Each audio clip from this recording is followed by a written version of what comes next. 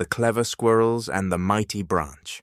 Once upon a time, in a magical forest where the leaves whispered secrets and the streams told tales, there was a grand tree known as the Mighty Branch.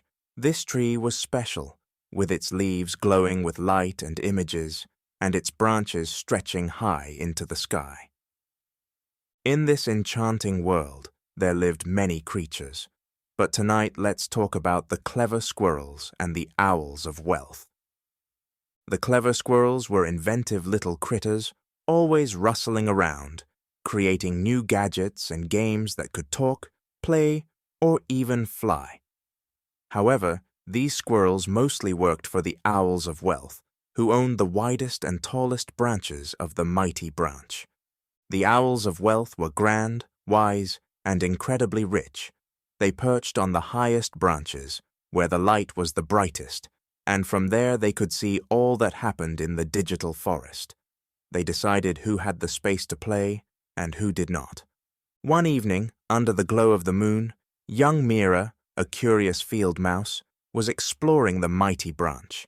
She loved the games on the leaves, but noticed something peculiar. Every game she played was interrupted by images of things she didn't want or need. "Why do we only see what these owls choose for us?" Mira asked her friend, Leo, a young deer who was also exploring the tree.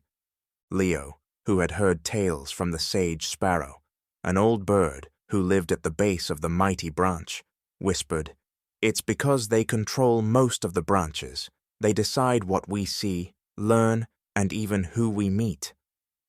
"But that's not right," exclaimed Mira.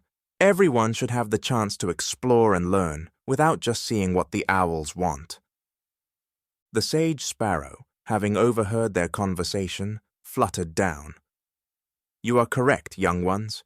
In this forest, we've seen how control over our digital space can affect us all. It's not just about games, it's about the stories we share, the cultures we learn, and how we connect." He went on, "You see, the Mighty Branch was meant to be a place where all creatures could share their songs and dances from around the world. But when one group controls it, we miss out on so many beautiful tales, especially from those whose voices are quieter, like the frogs from the marshlands or the colorful parrots from the distant hills." Mira and Leo listened with wide eyes. "So, what can we do?" asked Leo. "First," said the sage sparrow, "we must learn to see when our digital space is not fair. We should question who is speaking and who is not being heard. We need to support more creatures in growing their own branches on the Mighty Branch, where everyone can share their light. And," added Mira, "we can tell the stories we learn, making sure all voices are heard, not just the loudest or the richest." The sage sparrow nodded. "Exactly, my young friends.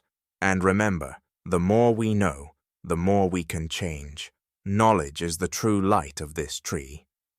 That night, as Mira and Leo fell asleep under the Mighty Branch, they dreamt of a world where every creature, from the tiniest ant to the grandest stag, had a place to share their light.